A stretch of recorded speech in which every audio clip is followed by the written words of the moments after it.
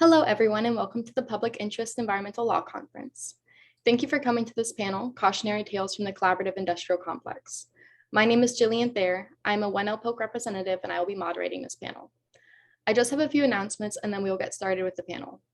Don't worry if you can't see yourself. This is a Zoom webinar, so all the attendees are automatically muted with your videos off, so you will only be able to see the panelists. Throughout the panel, if you have a question, please use the Q&A function rather than the chat function. All of our panelists will be giving their presentations, and then there will be a 15-minute Q&A session at the end where the panelists will answer your questions. Please remember to be courteous of all viewpoints throughout the presentation and Q&A session. Also, our alumni board, Friends of Land, Air, Water, helps provide stipends for students doing unpaid public interest environmental law internships. If you are interested in making a donation to help provide students with those stipends, information to do so will be on a Google document, and the link we will be dropping in the Q&A.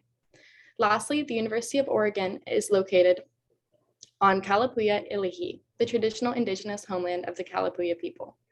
Following treaties between 1851 and 1855, Kalapuya people were dispossessed of their indigenous homeland by the United States government and forcibly removed to the Coast Reservation in Western Oregon. Today, descendants are citizens of the Confederated Tribes of Grand Ronde Community of Oregon and the Confederated Tribes of Siletz Indians of Oregon, and continue to make important contributions in their communities at UO and across the land we now refer to as Oregon. POC would like to acknowledge the traditional homelands of the Kalapuya peoples in the Willamette Valley and express our respect for the tribal nations of Oregon. We will now introduce our panelists. Rob Clavins is the Northeast Oregon Field Coordinator for Oregon Wild, a statewide conservation group that seeks to protect Oregon's wildlands, wildlife, and waters as an enduring legacy for future generations. Based in the unincorporated Wallowa County, he and his wife also own and operate a working farm and a bed and breakfast. Rob has worked on forests, public lands, and wildlife policy at the state and federal level, including 7 years working in forest collaboratives on the Wallowa-Whitman and Umatilla National Forest. Paula Hood has spent over 18 years working on behalf of forests and wildlands in Oregon.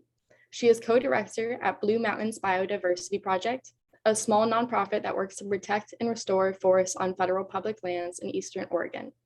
Before joining BMBP staff, Paula volunteered for over 10 years with forest protection groups such as BARC, where she did extensive activist organization, public outreach, and field surveying.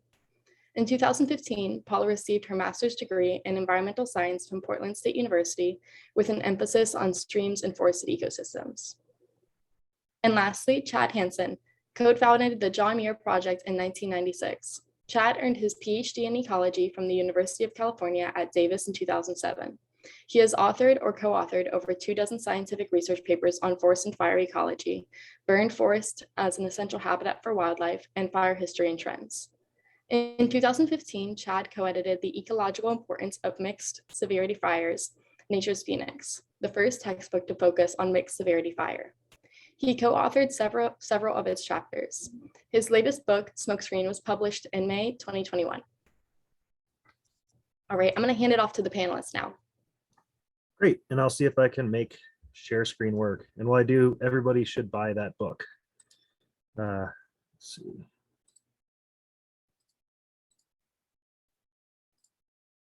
Oops. Are you able to see a slide or are you seeing my notes? We're seeing, I believe, both. Yep. Okay, that's embarrassing. Let me see if I can make this work.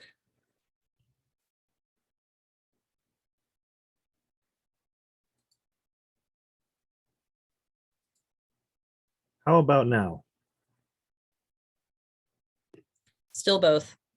Okay, give me one more moment, please. I see if I can figure this out. All right.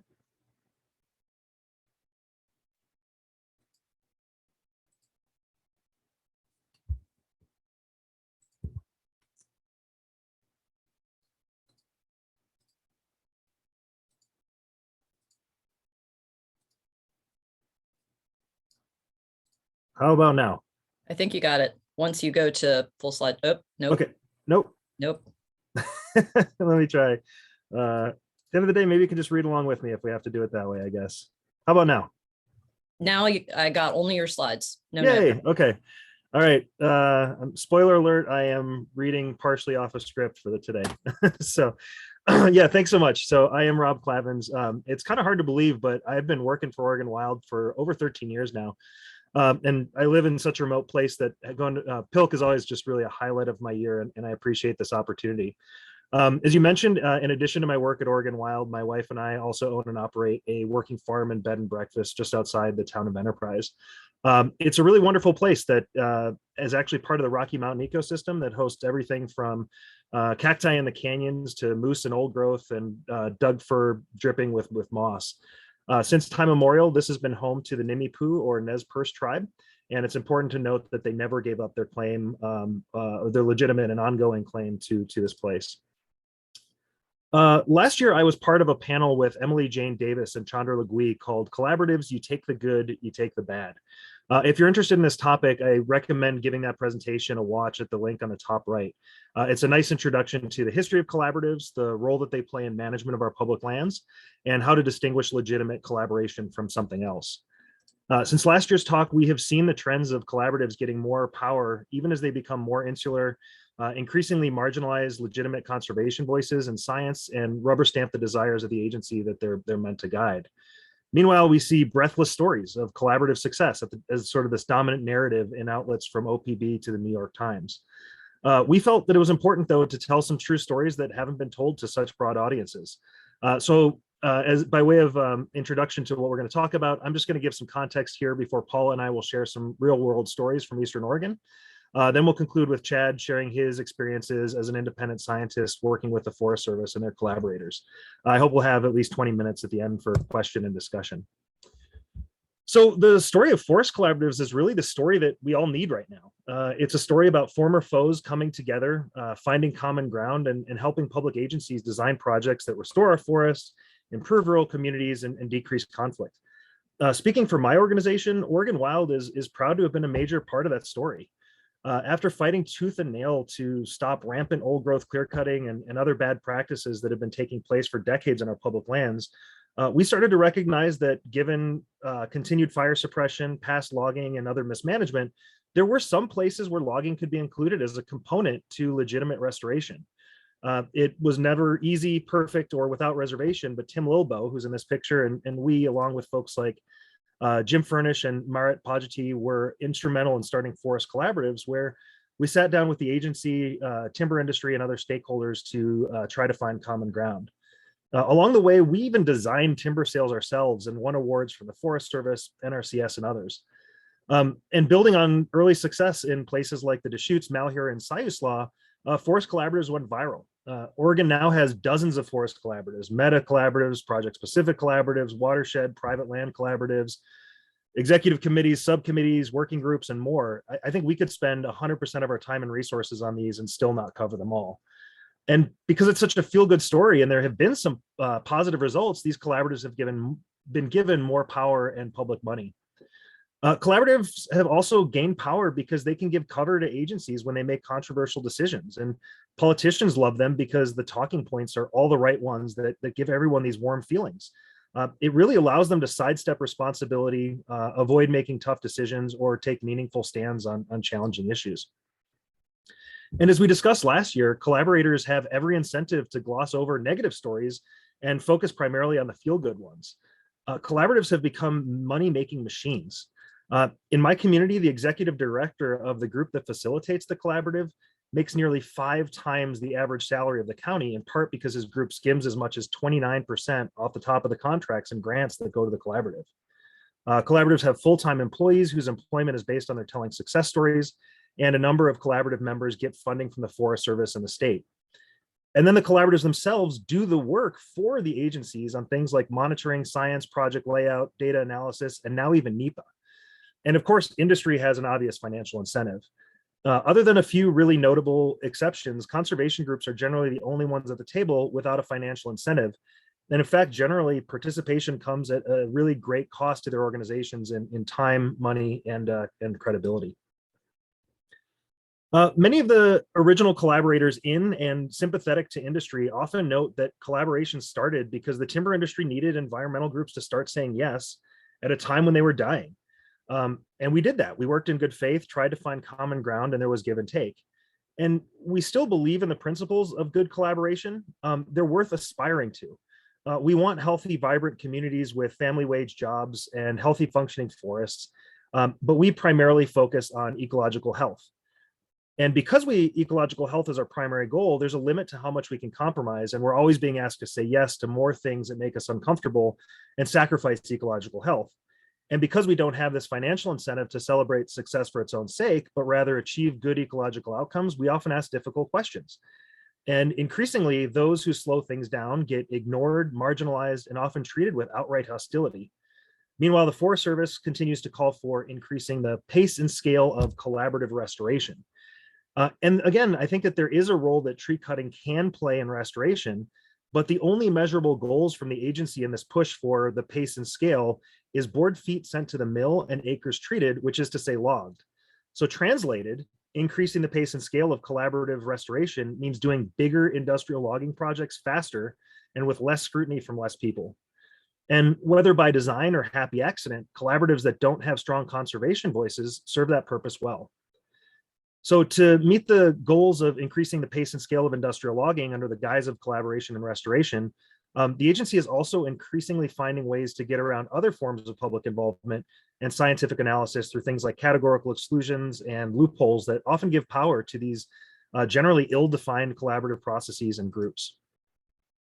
Collaboratives increasingly and often explicitly now require members to agree to certain assumptions, namely that our forests are unhealthy, that we can log our way to forest health, and that some voices matter more than others, that industrial logging, grazing, and mining have this unassailable place in our public lands. They tend to assume that a tree that dies from anything other than a chainsaw is seen as bad, and that holding the government accountable through the courts is bad. They almost never talk about things like the recreation economy, environmental justice, the biodiversity crisis, how our forests can mitigate the climate emergency, and they almost never consider solutions that don't involve chainsaws and bulldozers. It's also assumed that provincial interests should have the most say in the management of our public lands. And as a practical matter, those who don't live nearby or don't have the means to attend all-day meetings during the work week, or don't agree with this industrial agency view on logging, they don't get to participate on anything approaching equal footing. And that's just part of why our organization has been among the many conservation groups to leave dysfunctional and insular collaboratives. It's a principled stand, but it comes with costs. It seeds the field, and the groups remaining at the table become an echo chamber full of self-congratulation who are getting more money and more power all the time. Since I left the Northern Blues Forest Collaborative, the group has made rules to reduce transparency and make it more difficult for members of the public to participate. Meanwhile, they're essentially calling the shots for and profiting from tens of millions of dollars of taxpayer investment in our forest.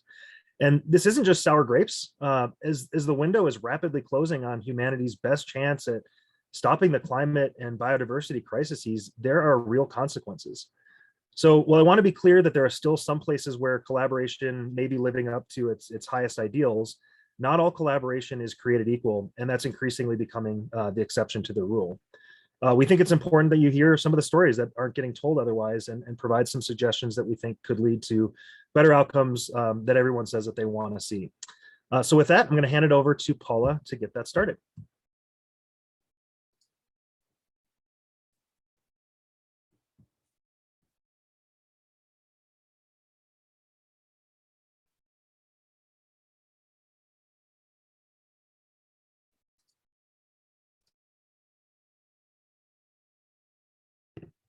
Sorry, also having a second.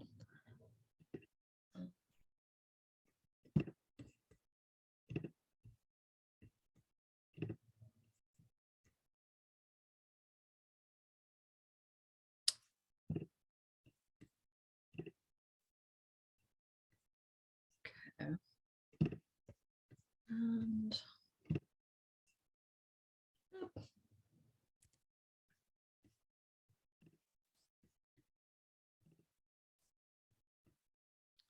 can you hear me okay?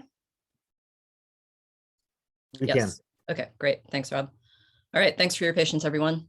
And I'm Paula Hood, co-director of Blue Mountains Biodiversity Project, and I use she, her pronouns. Blue Mountains Biodiversity Project, BMBP, works to protect and restore forests in the Blue Mountains and Eastern Oregon Cascades. We monitor the Ochoco, Deschutes, Malheur, and Umatilla National Forests, And with the help of volunteers, we field survey every major timber sale in our work area. And this puts us in the field from June through September every year.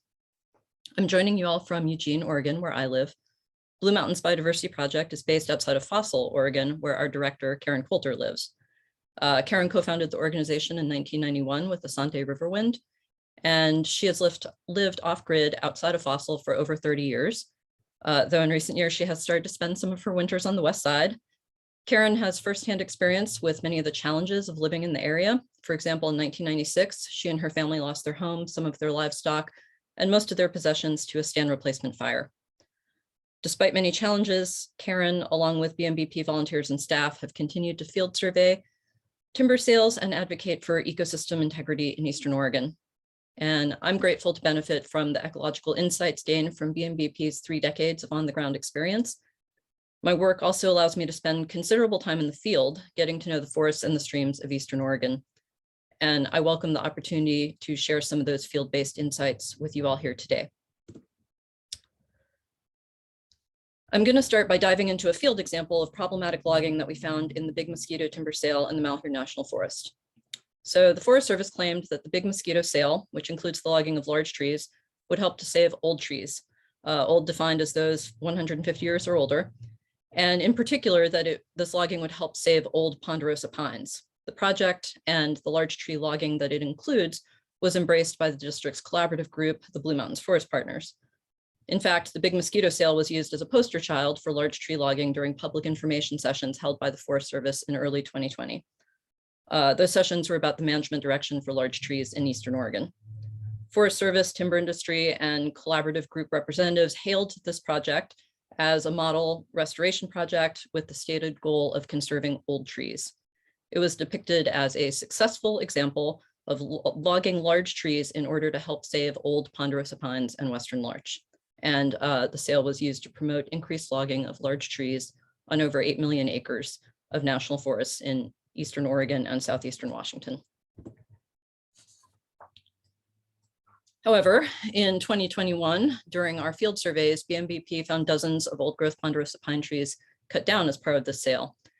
And of course, what we found was in direct contradiction with the public messaging. These photos are from Unit 70 in the Big Mosquito sale. And an important note here is that and these are the ones that you'll be seeing for a while. As logging continues to be implemented, dozens or even hundreds of old growth trees may still be cut in the sale. So last summer, BMBP, Oregon Wild, and Oregon Wild met with Forest Service staff in the field to discuss our concerns about this logging. And the Forest Service held the position that the logging in this unit, Unit 70, was in line with their overall restoration goals and with regulations. They did, agency staff did emphasize that the large and old ponderosa pines that were cut were not meant to be targeted for logging, but they also confirmed that they have the discretion to allow these large and old ponderosa pine trees to be cut and often sold as part of timber sale implementation.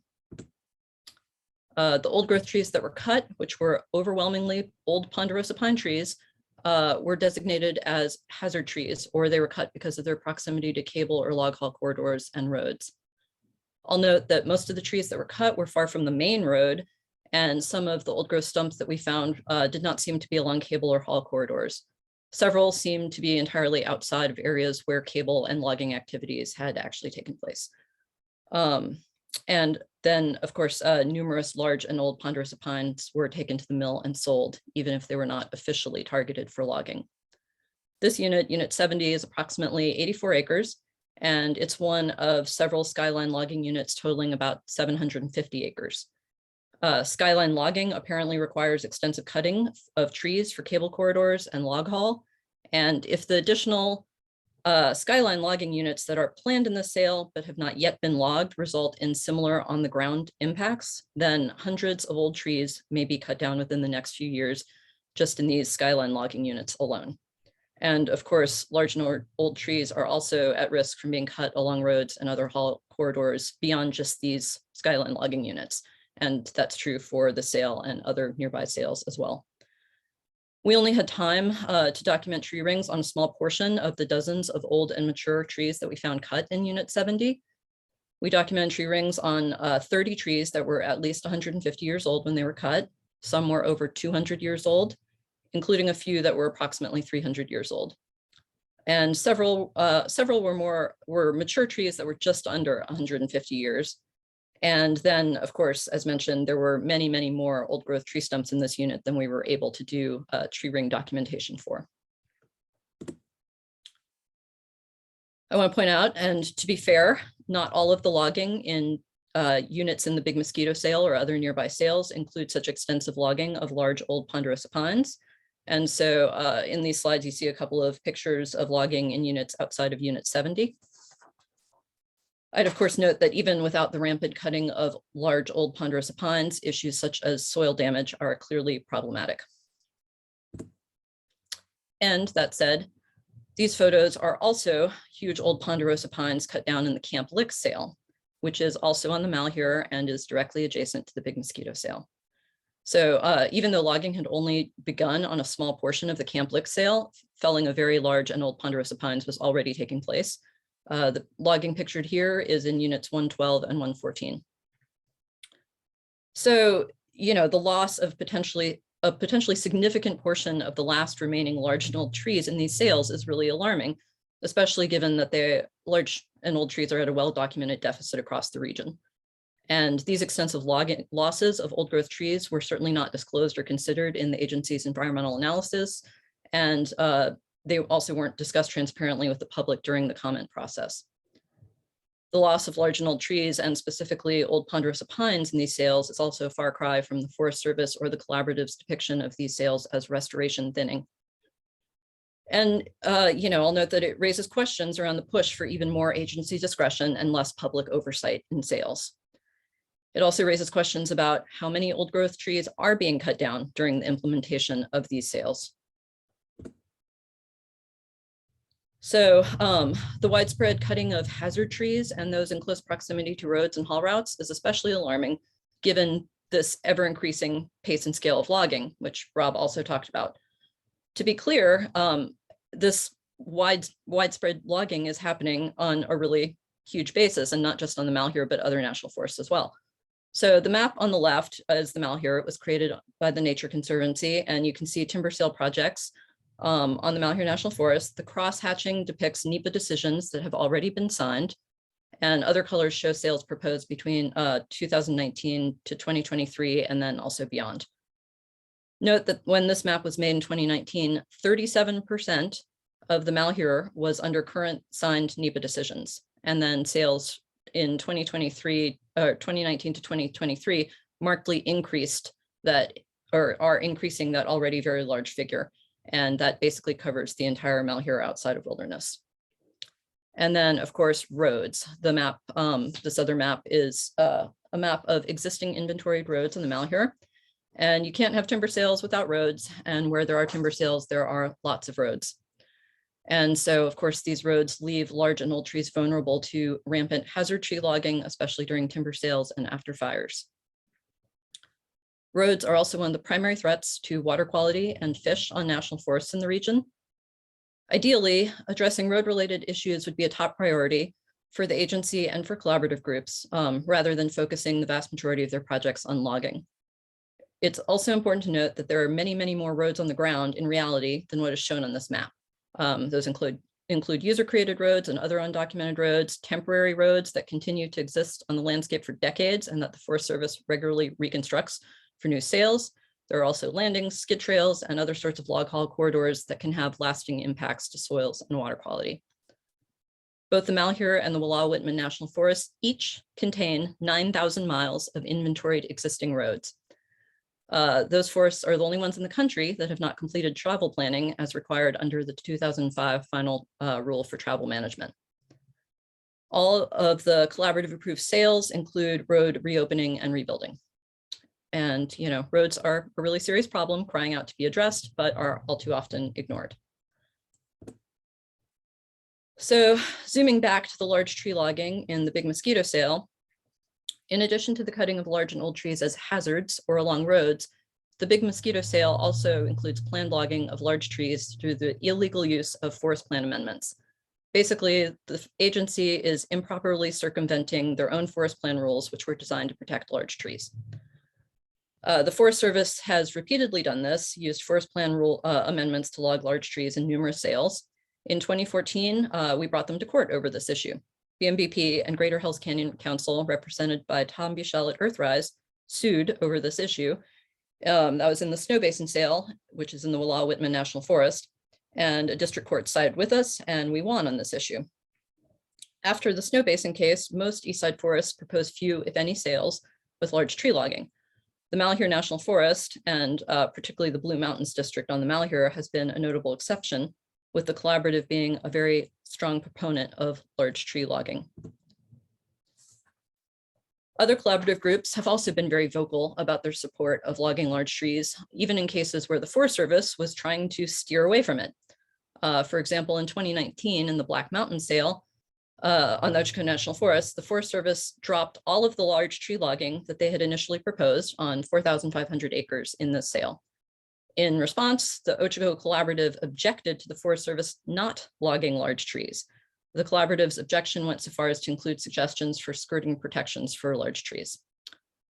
Of course, the prohibition on logging large trees has been unpopular with the timber industry since it was implemented in the 90s.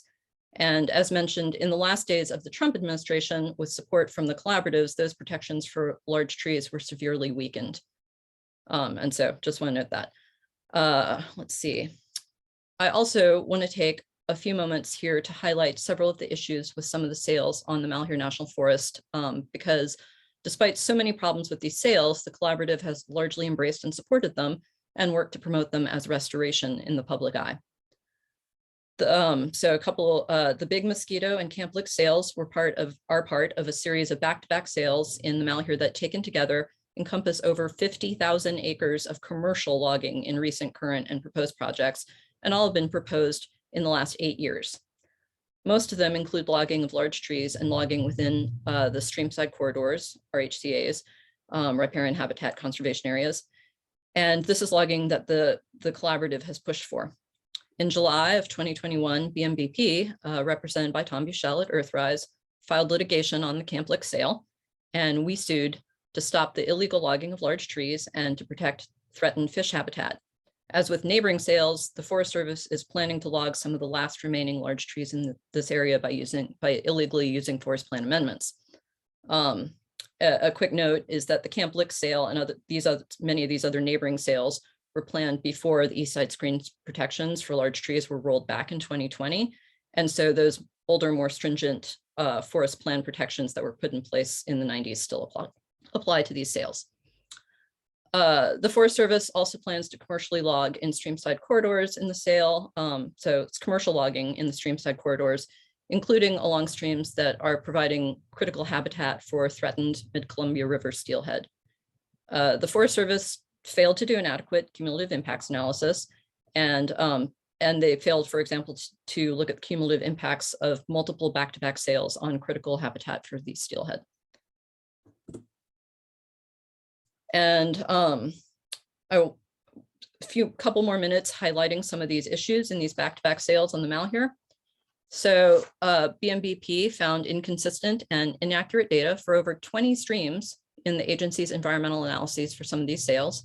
Many of the streams within these sales have substantially higher stream temperatures than those that the agency disclosed within their NEPA documents. Many of the streams in these sales regularly reach temperatures that violate state water quality standards and are lethal or limiting to imperiled fish. The Forest Service failed to share decades of data for dozens of streams in these sales with the state regulatory agency, and this was actually a statewide problem, but the Malheur was included in this. They only shared their data with DEQ after BMBP put significant pressure on them to do so. Also, the agency failed to follow through with promises for longer term stream temperature monitoring in the Big Mosquito project. And BMBP's survey work also uncovered breaches by the Forest Service of our written agreement with the agency regarding streamside thinning along Bear Creek in the Big Mosquito sale. Yet, despite all of these problems, these sales are embraced and supported by collaboratives. Oh, and I wanted to note really quick too that cows can cause considerable damage to streams and upland forests, and that damage is often severe and pervasive in some of these areas. And the collaborative refuses to tackle issues such as roads and livestock grazing, but it's really clear once you've been field surveying a lot that a holistic ecosystem planning approach is needed to accomplish any true restoration. So, where does this leave us? And what are the implications for the message put forth by collaboratives that the agency, by collaboratives and the agency, that logging in these sales is supposedly restoration? Clearly, you see more on the ground impacts of logging, roads, livestock grazing, and other management that are far more damaging and extensive than collaborative groups or the agency generally acknowledge. I also want to put the question in people's minds, what is the game plan with all of this logging? So, small trees and shrubs, of course, grow back, often more densely than they did before they were logged. And fuels reduction efforts have a shelf life of, usually approximately 15 to 20 years or so before the understory starts to fill in again. And so is the plan to go back in and repeatedly log over and over every 20 years or so? The answer I've usually been given in response is, this is outside the scope of this project, or this is outside the scope of this meeting. Sometimes I've been given a vague answer that is more like promises that perhaps one day, after extensive and widespread logging, restoring fire on the landscape might maybe begin to happen, which in my experience, the agency will not elaborate on or commit to. Rarely I get a more concrete answer. For example, on a field trip on one of the sales in the Deschutes National Forest, the Lex sale, we were looking at a forest stand of never logged mature and old lodgepole. And the stand was slated for what was essentially clear cutting. And I asked the Forest Service staff, why not leave it? Why cut it when it's just going to grow back much thicker and more dense than it is now within 10 to 15 years? The answer I received was that they would likely re-enter the stand repeatedly and log it every 20 years or so. I think this is really illustrative. The agency took what would have become an important part of this large block of black-backed woodpecker habitat and turned it into essentially a clear cut, which not only wiped out wildlife habitat, but then it also created a situation that they feel calls for repeated future investments of repeatedly logging a much denser forest than what they started with, a problem of their own making. So if the usually unspoken plan is to go back in and repeatedly log over and over every 20 years or so, then what is the cost to soils and to streams and to wildlife and to their habitats? And what will repeated logging over and over again across the landscape do to biodiversity, imperiled species, and species struggling to survive climate change? What is an acceptable level of damage in the eyes of the public or the agency or the collaboratives?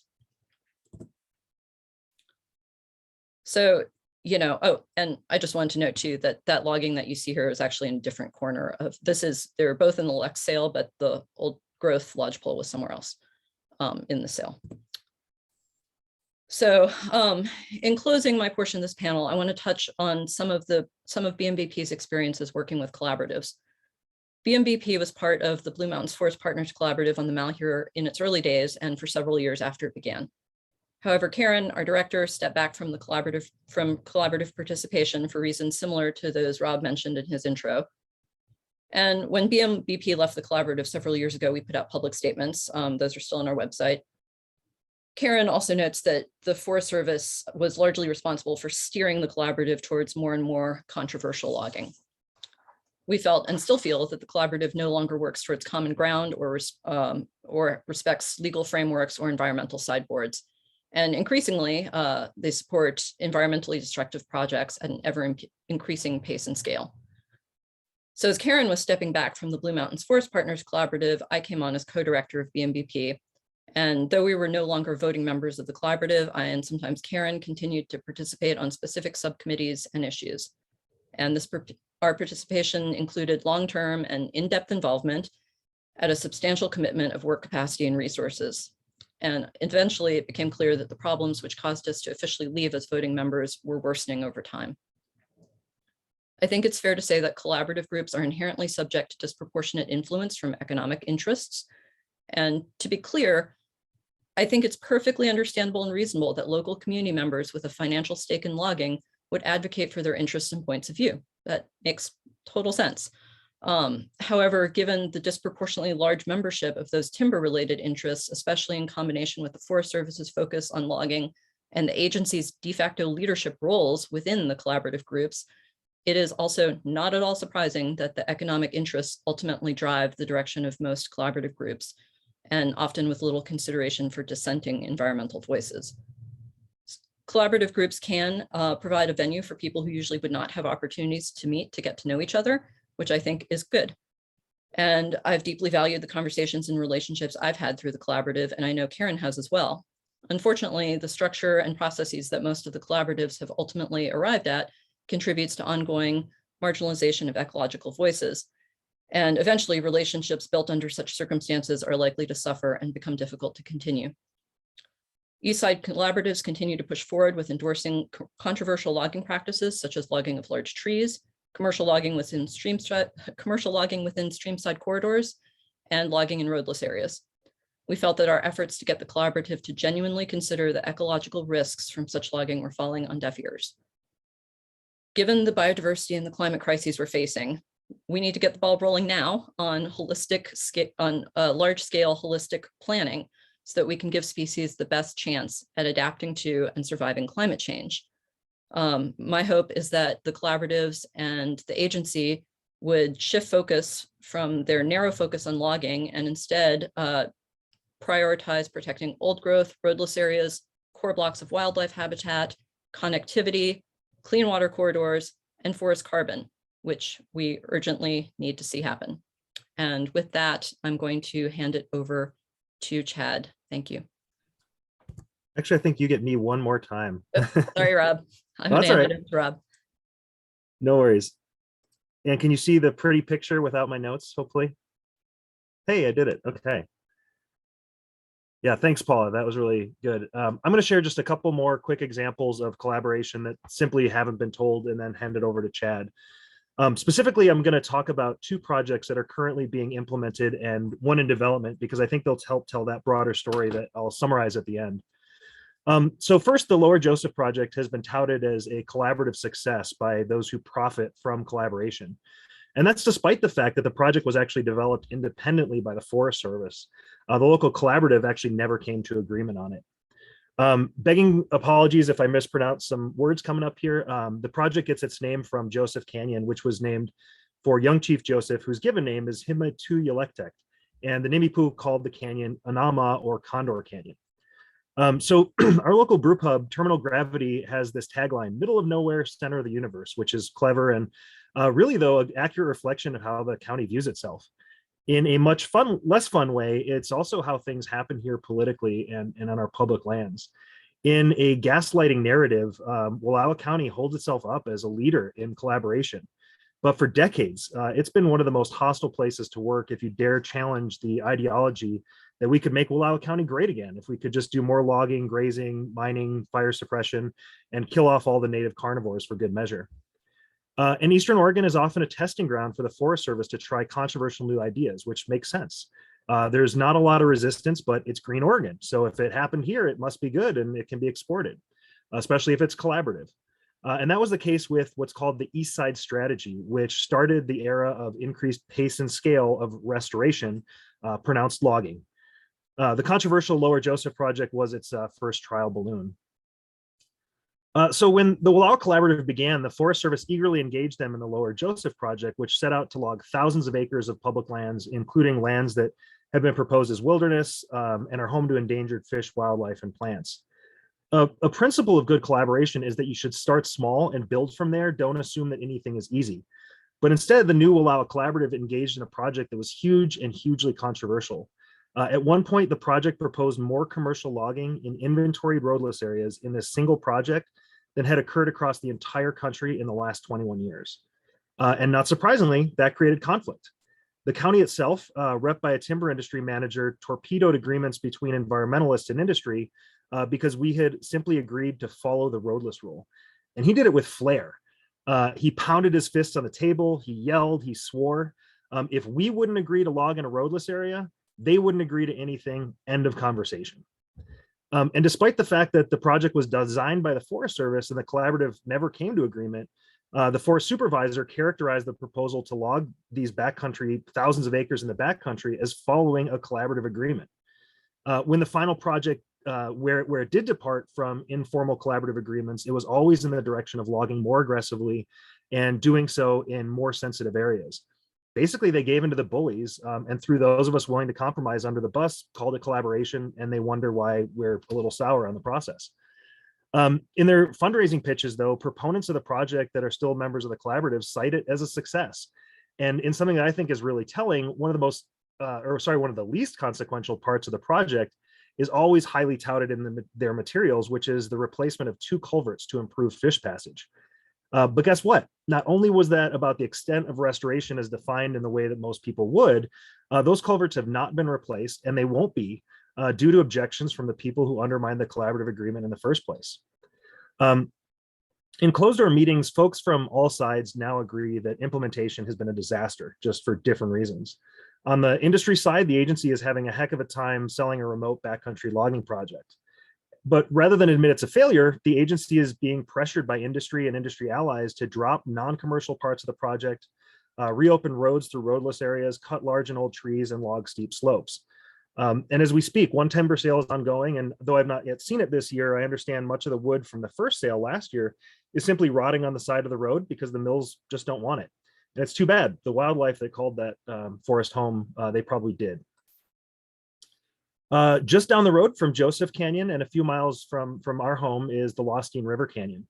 It's a spectacular place surrounded on 3 sides by the Eagle Cap Wilderness. And the namesake river was designated as a wild and scenic river in 1988 to protect everything from scenery, quiet recreation, and cultural values to water quality and habitat for endangered fish, wildlife, and plants. Promises were made that it would be managed as close to wilderness as possible. The Lostine project was nominally a safety project to protect one private property in a subdivision a few miles away from fire. And it's just a textbook example of a bad project wrapped in good language, and you can learn more about it on the website in the top right.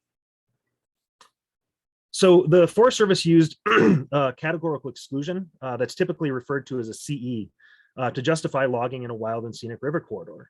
A CE was this particular CE was created as part of a farm bill negotiation and created a blueprint for many subsequent logging loopholes.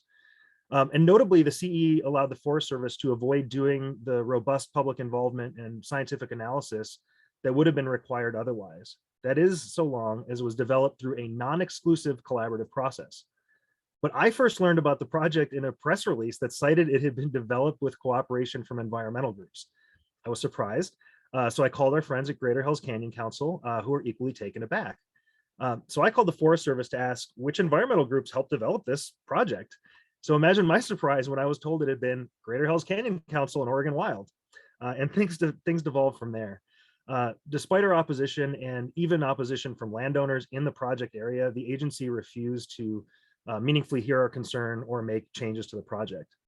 The project ended up in court, and though scaled back, it went forward with promises from the agency to judges that it would be collaboratively implemented and monitored, even if it hadn't been developed that way. Over the last year or so, we have learned a lot more about our collaborative partners' involvement in this project. The primary cheerleader for collaboration in Wallowa County is an outfit called Wallowa Resources. All the money that goes to the local collaborative goes through Wallowa Resources, with them taking a significant portion of that money to pay 6-figure salaries to their leadership. Though they tend to generally side with industry and the agency, they usually only take controversial positions behind closed doors. So we were surprised when they publicly went to court, siding with the agency, the county, and the timberstry against the conservation groups. But once the logging started, it became clear why. There was only one bid for the project, which is a local biomass company that has since changed its name to Heartwood. Once they found out they were the only bidder, they withdrew the bid, convinced the agency to drop many of the stewardship portions of the project, and then bid on it again. But that's not all. Heartwood is the core of the for-profit arm of Wallowa Resources, and it gets even richer. Though Heartwood touts itself as a company that only thins small trees, they're heavily subsidized and also buy logging projects with large trees like the Lostine to turn a profit. They simply sell those larger logs to other companies who in turn turn them into plywood and 2x4s. Further, among the project subcontractors, the owner of the company that did the logging for Heartwood is the son of a board member of, you guessed it, Wallowa Resources. And it's something we see all the time. These collaborative restoration projects are huge money makers, and the money doesn't just go to the timber industry folks who hold leadership positions in collaboratives, but also to nominal green groups who just keep their financial interests a little further off the radar. And worst of all, as we asserted would happen from the get-go, the nominal safety project didn't just destroy habitat, but actually increased fire risk. And I saw somebody mention this in the Q&A. Eastern Oregon forests are not all dry pine and sage. The forests of the Lostine are wet forests. Prior to the logging, you could go into these stands at the end of a long dry summer and the ground was still spongy. It was wet, it was green. In many places, rather than thin the small trees that would be ladder fuel, the Forest Service logged the biggest, most fire-resistant trees. And by opening the stands up last year, when there was still snow in the mountains, the soil was dry and it was crunchy. These side-by-side photos from Marina Ritchie are taken from the same spots before and after logging, and there are more on her website that's listed on there. By their own admission, off the record, of course, a few Forest Service staff have acknowledged that they cut a lot of large trees and increased the fire risk. When I last went out, I counted tree rings on grand fir stumps that were well over 200 years old. And remember, the Forest Service promised the courts that they would collaboratively implement and monitor the project. But after one awkward tour where we weren't allowed to talk about logging, and we're told that certain people weren't even allowed to be there, it took multiple calls and emails to the Forest Service to simply have the opportunity to watch the logging for an hour or so, and we've not heard from them since. As for monitoring, the local Forest Service got millions of dollars as part of the Collaborative Forest Landscape Restoration program. Much of that money is meant to go to monitoring on projects just like this. Well, our resources was put in charge of that program and the money that goes with it. We were told by their staff, though, in no uncertain terms, that while we could share our suggestions in writing, we were not welcome to be included in any other meaningful way because we might slow things down. Not surprisingly, the monitoring protocols don't look at soil temperature, soil moisture, fire risk, or anything that could possibly demonstrate that the project was a failure. The last, and you'll be glad to know, shortest story I want to tell is the story of a project that is in development. The Morgan Nesbitt project area is one of the wildest landscapes in the lower 48. It goes from the boundary of the Eagle Cap Wilderness and covers tens of thousands of acres of the Hells Canyon National Recreation Area. It's home to endangered fish, plants, and wildlife, and absolutely full of cultural sites that date back thousands of years. I've gotten to know it well because it's the place where wolves first came back to Oregon, and if given a chance, it's where grizzly will return as well. It's a really special place. However, it has suffered from decades of overgrazing, fire suppression, and all sorts of other mismanagement. And because of that, I would argue that there's a legitimate restoration need and restoration work that could be done on this landscape. And some of it could send a significant volume of small trees to a mill. But that's not what's being proposed here. This project has been adopted both by the collaborative that we in Greater Hells Canyon Council left, as well as the Meta Collaborative that we were both actively excluded from. After our conservation groups left the collaborative, the leadership made changes to their operating principles that we had strongly objected to, including marginalizing the role of groups who were not at the proverbial table. Once we left, they went even further. They created rules to become more exclusive and reduce transparency. And not surprisingly, they now celebrate their newfound efficiency, which, after all, it's pretty easy to be efficient when everyone agrees with everyone else, including the agency on most everything. Once that was accomplished, the groups created zones of agreement, which cherry-picked science and were diametrically opposed to what conservationists had agreed to over the past decades, including supporting the controversial and likely illegal Trump screens that undermine decades-long protections for large and old trees across 14,000 square miles of Eastern Oregon's public lands. Since that time, they become the Forest Service's formal rubber stamp for determining what constitutes social license in the CFLRP program. Oops, sorry, what ahead here? And when it comes to Morgan Nesbitt, the Forest Service is proposing to cut large and old trees across the landscape into the Hells Canyon National Recreation Area. They're considering steep slopes logging in riparian areas, and regeneration harvest, which is a euphemism for not quite a clear cut in mature forests that have never been logged before and are miles from the nearest paved road. The project won't be addressing some of the worst overgrazing in the entire country or any number of other legitimate restoration needs. And in a show of what the Forest Service means by collaboration, agency leadership has been telling stakeholders that they're refining the proposed action while gearing up to do the analysis and gather data through an expedited NEPA process this summer. And let me say that again, before they do the analysis and gather data, they are refining their proposed project.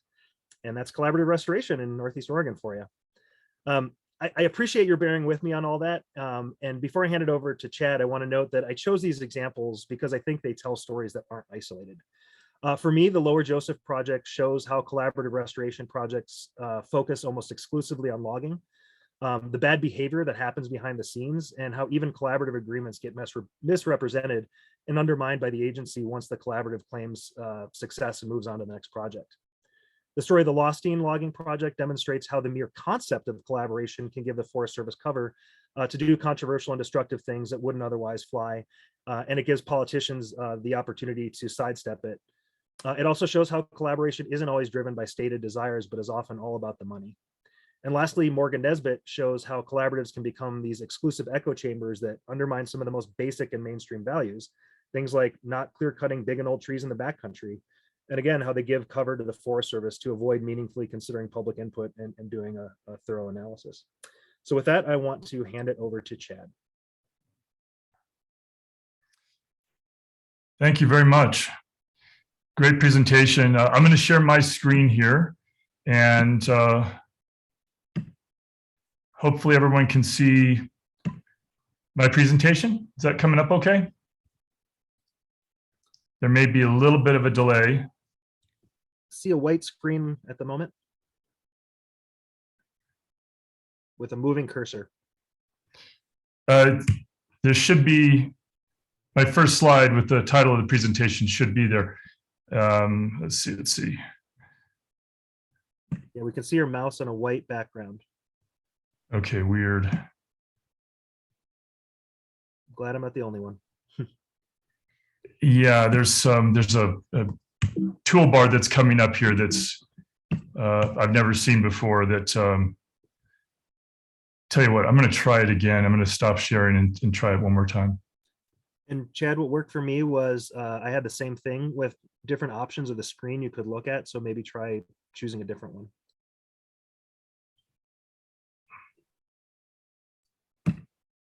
Still a white screen. All right. Yeah, I think the first option of screen share was share your whiteboard, and that didn't work for me either. Yeah. All right. Let me. It says, yeah, participants can now see your whiteboard, but I don't know how to get out of the whiteboard setting. Again, this is not something I've ever seen come up before. So if I can't figure out how to get my screen up, I'll just talk for a little bit and cover some of the same issues.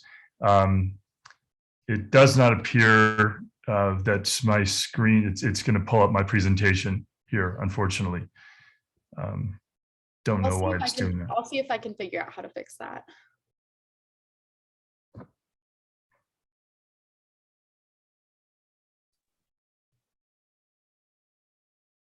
And maybe the Hail Mary, Chad, is to stop screen share and just try again and not choose the whiteboard option. No, I didn't choose the whiteboard option. It just defaults to that. But I can't seem to get to a different option. Gotcha.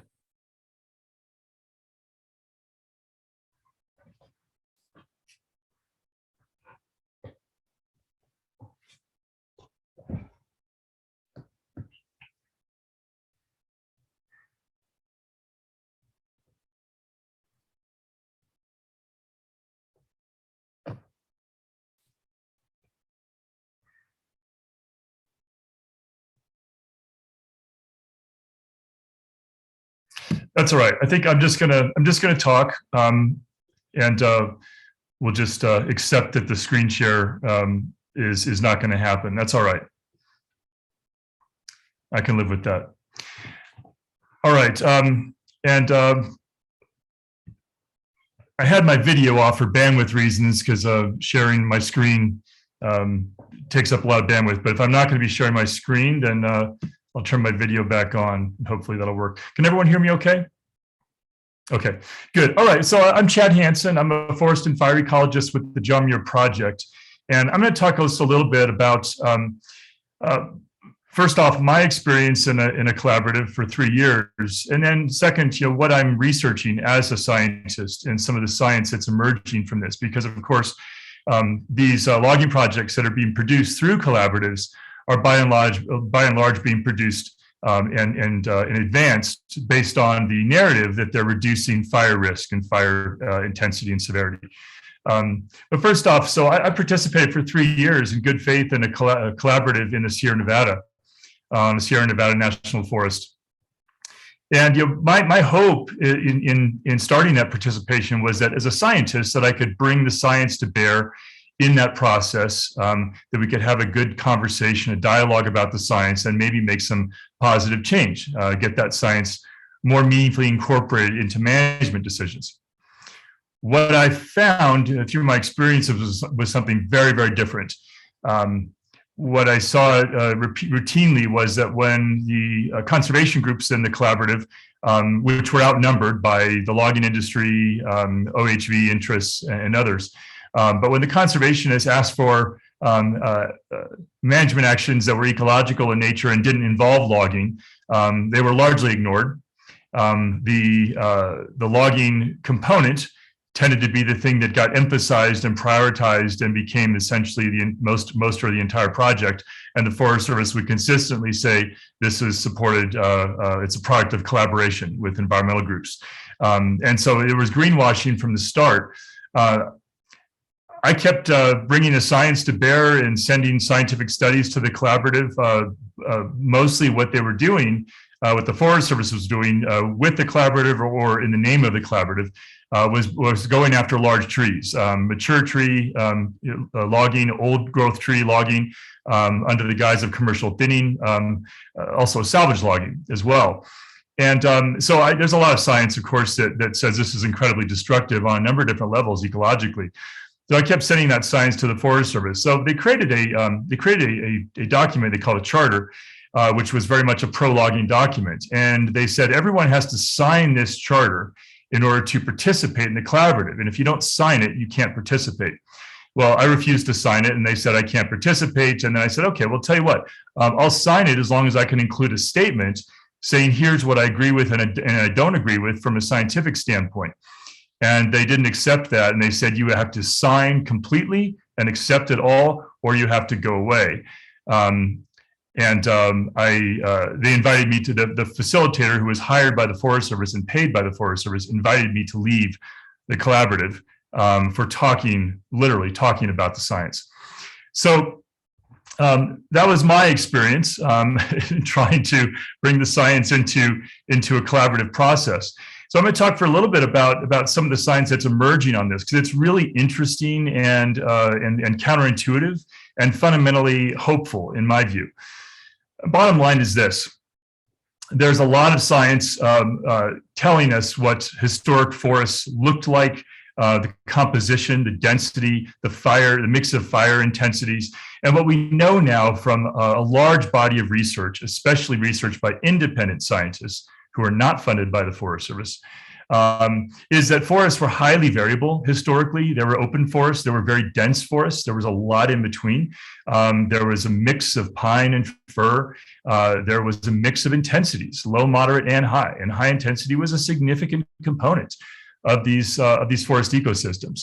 So the idea that they were all open and park-like and low density and it was all low intensity fire, that's a sort of cartoonish notion of our historic forests that never existed. It was always much more dynamic, heterogeneous, and variable than that, which is why, of course, there are many, many different wildlife species that depend on different things, including different densities and different fire intensities.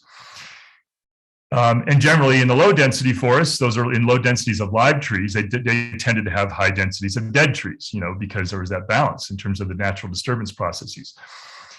What we're finding from the science is that the notion that forests that are denser will consistently burn more intensely is being increasingly discredited. It's an interesting thing because it sounds really intuitively obvious. If you have a forest that's denser, if it has more biomass in it, both medium and large trees and small trees, that it's going to burn more intensely. That's the assumption, and it seems to make intuitive sense. You would think if there's more biomass, there's more to burn.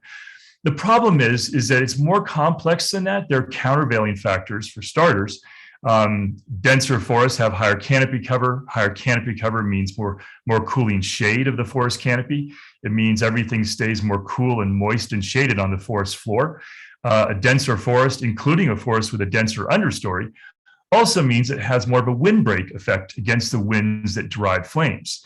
And the key thing is that fires are driven mostly by weather and climate factors, and therefore also by climate change. Forest density, forest structure is incredibly secondary. It does matter, but usually not in the way that people think. And so if we ignore the fact that fires are driven mostly by weather and climate and not by structure, and if we ignore the countervailing factors that often make denser forests burn less intensely, then we come up with a misleading impression of what our forests do in a wildfire and a misguided management approach to how we move forward in the era of climate change and with wildfires. And so I'm going to talk about a few key studies that have emerged recently about this. A number of researchers, including myself, have been looking at commercial thinning specifically with regard to fire intensity. And what we found is really interesting.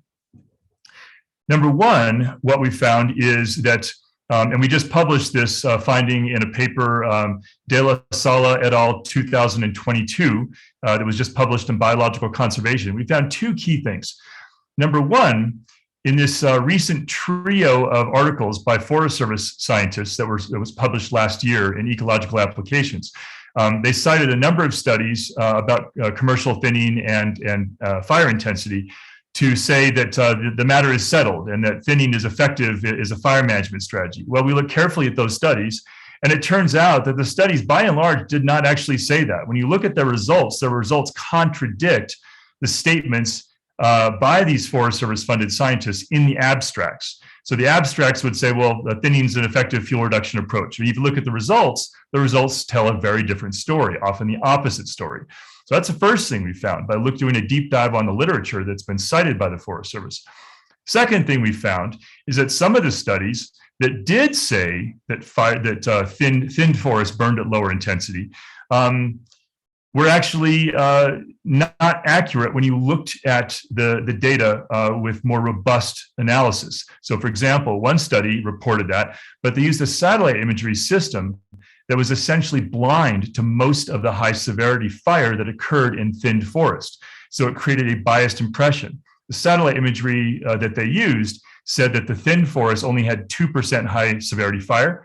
When we looked at those same units with more current data and current satellite imagery, we found that they were actually 23% high severity fire, which was higher than the unthinned, denser mature forests. Similarly, I published a study last year in the Creek Fire, a 380,000 acre fire that occurred in the Sierra Nevada in 2020.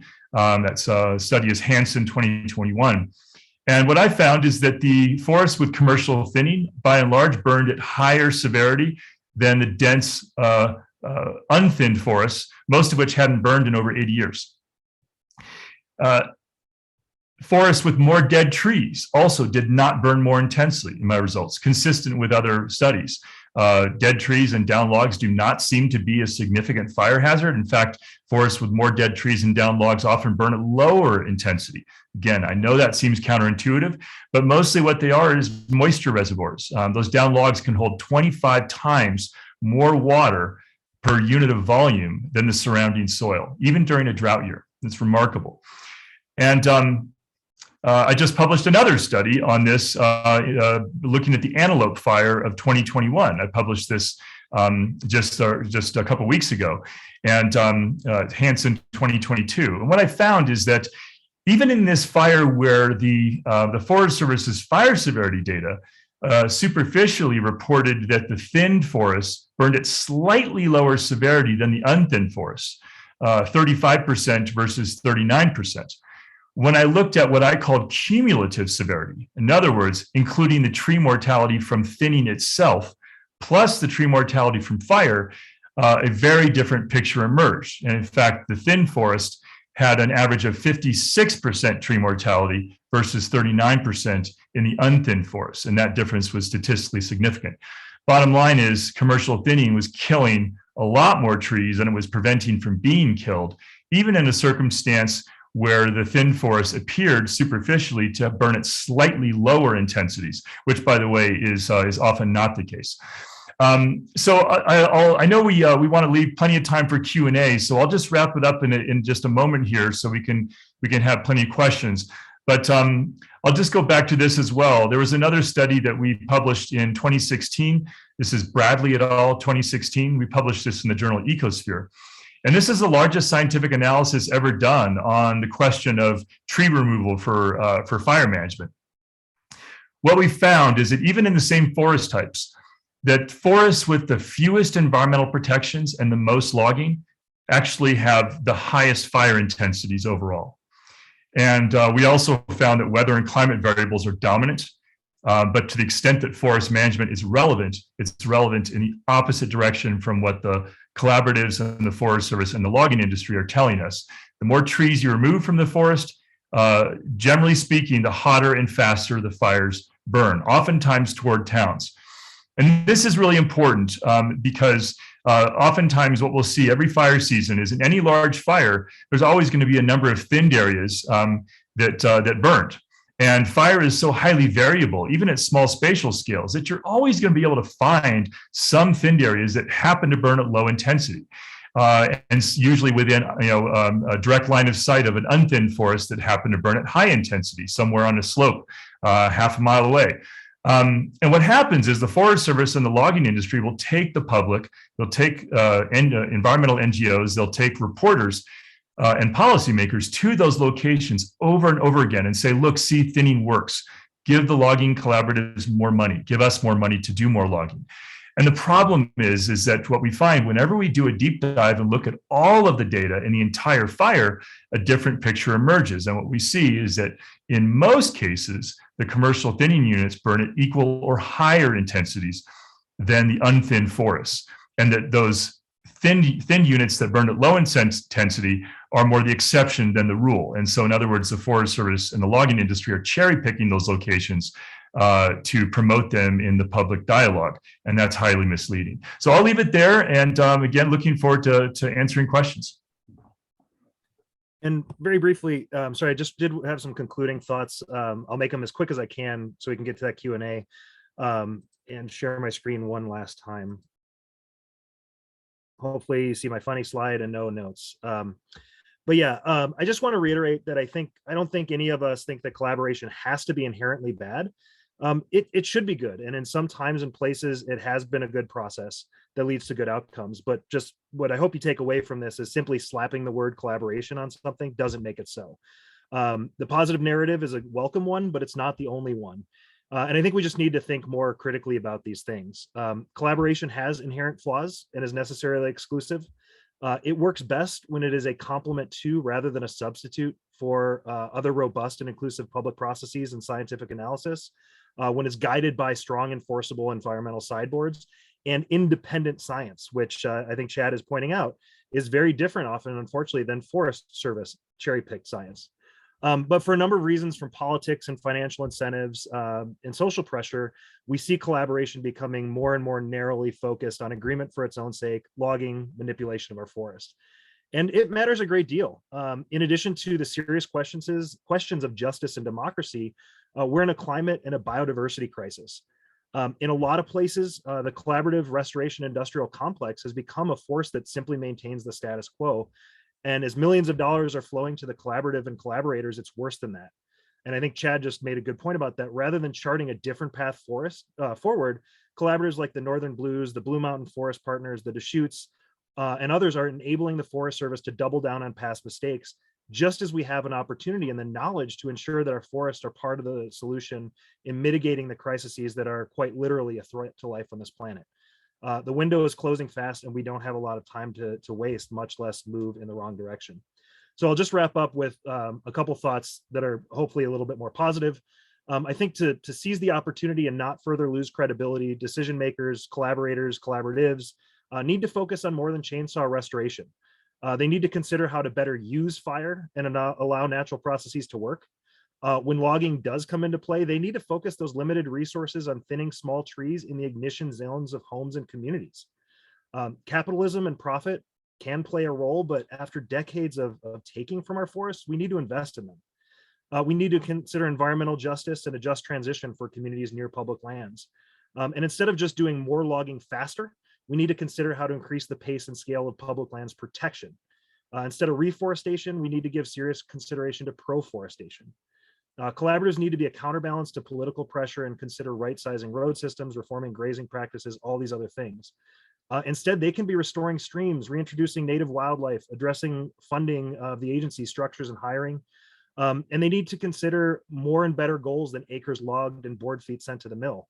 Water quality, wildlife habitat, species recovered, function of our forest, water retention, fish populations, snags, soils, quiet recreation opportunities. And rather than start with the idea that logging is the answer and work back from there, focus on where there is agreement and move forward. That means things like protecting our last unroaded landscapes and large old trees, prioritize the importance of native wildlife, truly, clean, cold water, the fact that to the extent they belong to anyone, our public lands belong to all of us equally. And maybe as importantly, rather than finding new ways to greenwash projects and find creative ways to get around or streamline NEPA, do it better. In collaboratives, NEPA is often a four-letter word, but prior to the age of CEs and CFLRPs, NEPA worked to achieve better outcomes and ensure bedrock environmental laws were followed as intended, and the public had recourse when they weren't. NEPA may be the most profoundly democratic law we have on the books in this county. And last but not least, take a sober look at failures, listen to critics, and just do better. So with that out of the way, let's get those questions going. All right, so if you have any questions, you'll see the Q&A button down there at the bottom by raise hand. Feel free to put them in as we go. So the first question that we have is going to go to Rob. And it's, has the Nez Perce tribe been involved on the Lower Joseph project or Lastine project, especially as a major forest owner in the Wallowas precious land? Has the tribe been involved in any collaborative in Northeast Oregon? They were involved in the project. And I want to be clear, I don't talk or speak for the tribe. And even within the tribe, the government, the staff, and the individual members of the tribe can have very different perspectives on things. Generally, tribes don't get involved in the collaboratives because they have a special government to government relationship and they don't want to compromise that. And they often do get spoken for. And they also don't want to, I think, don't want to be in the same situation that we kind of are of like, well, they participated and therefore they agree with whatever we propose in the end. So they have been involved in projects like this. Doesn't mean they're always happy. But I don't want to speak for them.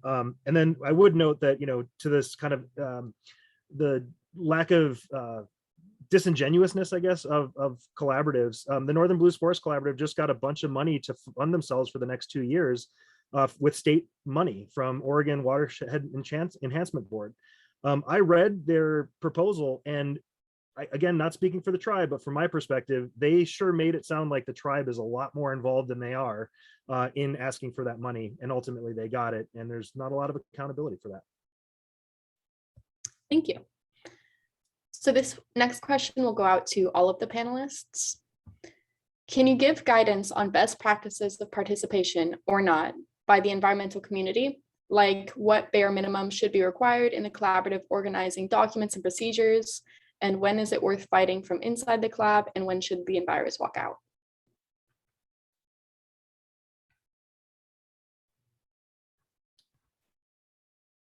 I'll start that off and maybe Rob, you can add to it. You know, I actually think that Rob's, some of your closing slide points were really good about, you know, there should definitely be other true restoration projects and it shouldn't just focus on chainsaw logging. But as far as procedure go, you know, I think some of the early days actually had, you know, ideals about, or at least discussions about full consensus process decision-making. And so, you know, I think that if you're going, because timber industry representation is so much more well represented, so you know that environmentalists are such small percent of the collaborative and dissenting voices often even smaller, that having some sort of full consensus process would be one way to ensure that voices are heard. And then also I think, you know, environmental sideboards that don't get broken, which I don't know if that can happen because it keeps happening. But, respecting legal frameworks and environmental sideboards. And then, again, I just want to reiterate that most importantly, there are so many good things that could happen in terms of road decommissioning, culvert repair. There's really a ton of work out on forests that need to be done. Invasive species manual removal. I mean, there's, and I would say that particularly in the roads issues, there's many miles of fish habitat that is blocked by broken and faulty culverts and creating artificial fish passage barriers. And, that would be something that I think those sorts of projects would somehow need to be put out front as being priorities in a real way that actually happens. Rob, do you have any other thoughts? Yeah, and I want to make sure Chad can weigh in too. I think this could be a whole discussion on its own, and we actually did a lot of that in that panel discussion that I linked to in the very beginning, and that might be worth a look of like what makes good and not so good collaboration. I think it's important, if you're going, you on the one hand, you have to listen and try to find that common ground if you're working in good faith, but also be willing to say no when it's necessary to say no, or say when your needs are not being met.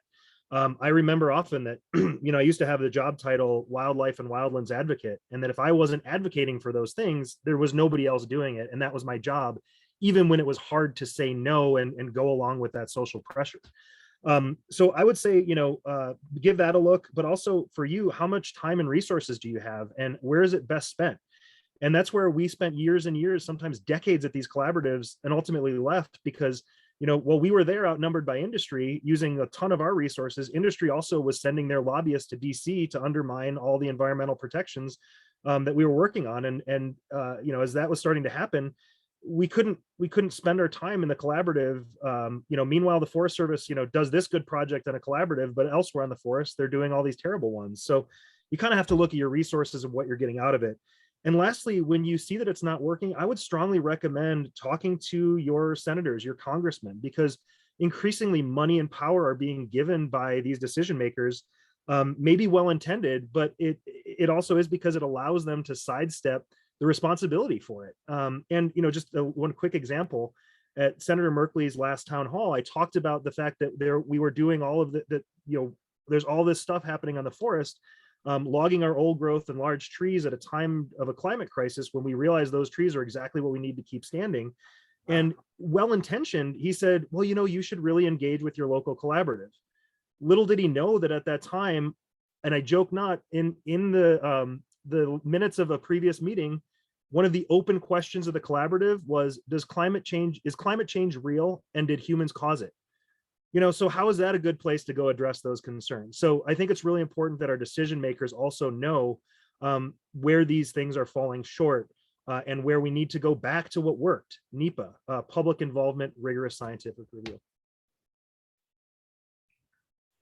Thanks. I'll just add briefly a couple of points on that.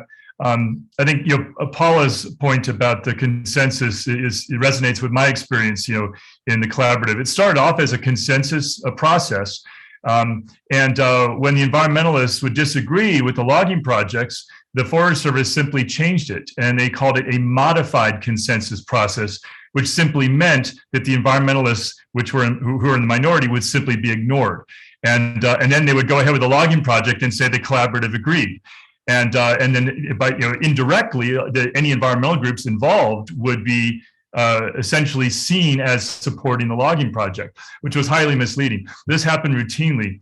So, and I talk about this, by the way, I have a whole chapter in my book, Smokescreen, which Rob mentioned. Thank you, Rob, for doing that.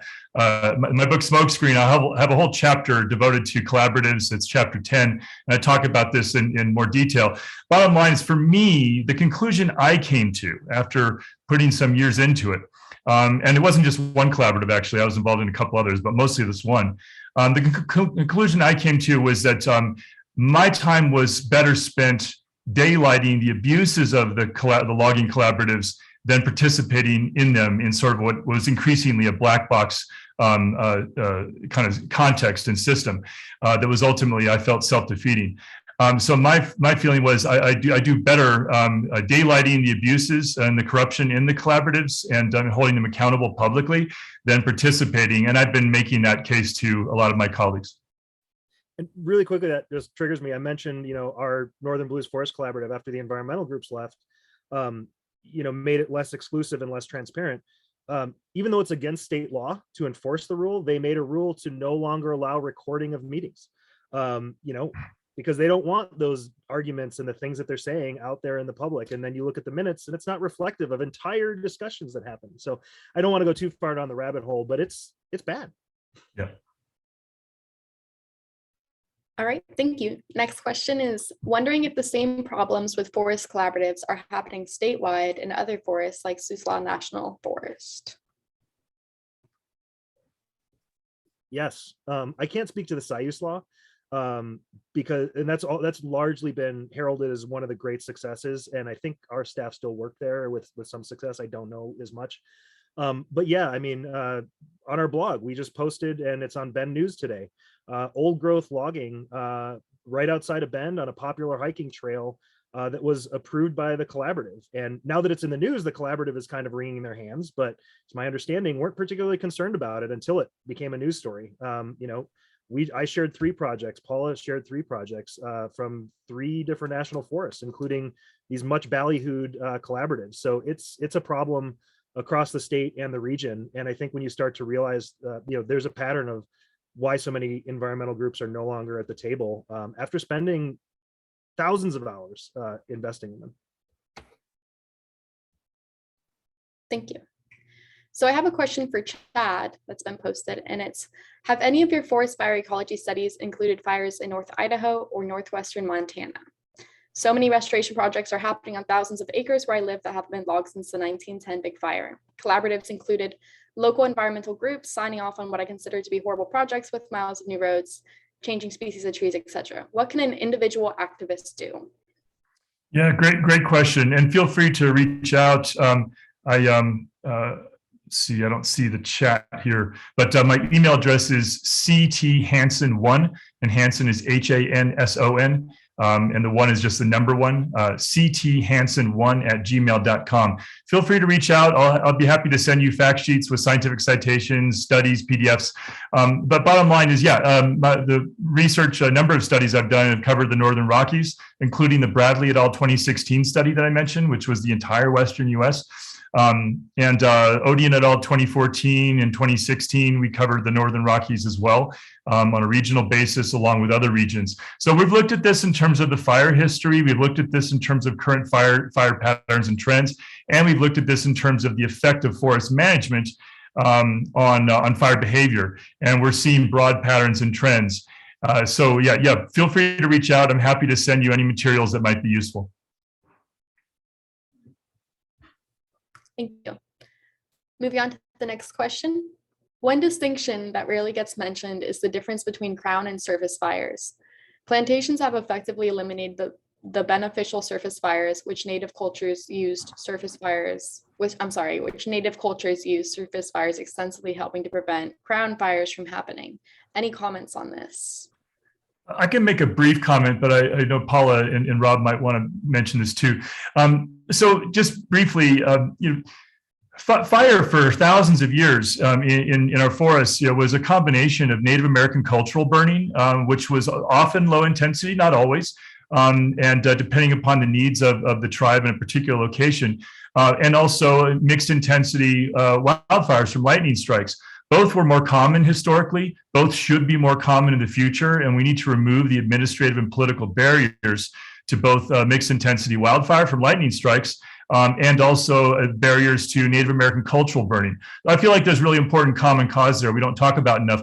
But the reason I mention this is that those mixed intensity wildfires that were going on for not just, have been going on for tens of millions of years and have a deep evolutionary history. Many, many different plant and animal species have evolved to depend on different fire intensities. And quite a large portion of the native species in the forest depend on areas that burn in crown fires. Many woodpeckers, many shrub nesting species, many secondary cavity nesters. It's an incredibly rich ecosystem, comparable to old growth forest, in fact. And we call the unique habitat that's created by high intensity fire patches snag forest habitat. And it's really rich. We need to protect it. And just like we do, mature and old forest.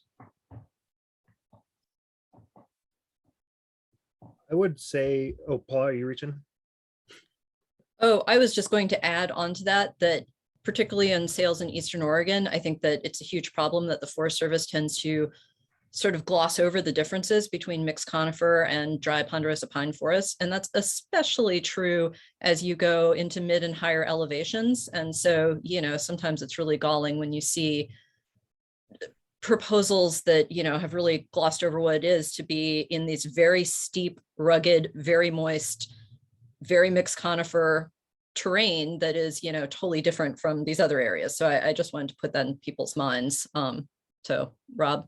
Yeah, I think one of the things that's interesting too is we always, if people are being honest, and they usually are in this case, when we start with the restoration need for these logging projects, it's due to fire suppression and previous mismanagement. We need to do that. We need to restore this forest. And then what we do is we go in and we log, and then we continue to, we continue to suppress the fire. And I think that rather than, to the extent that we support some logging in forests, again, in some of the largely in dry forest, it's to set the landscape back up for fire, which can mean thinning some of those, potentially mean thinning some of those fuels so that the large old trees, legacy trees survive. That doesn't work in a lot of different forests. And furthermore, if all we're doing is constantly setting up the landscape for fire and then never letting the fire burn, we're not actually restoring anything. We're just continuing to keep the problem going. And there's that financial incentive to do the one and not the other. So I think anyway, it's just, and I've been out there. I remember in the Lower Joseph project where we were once actually talking about how a particular stand needed to be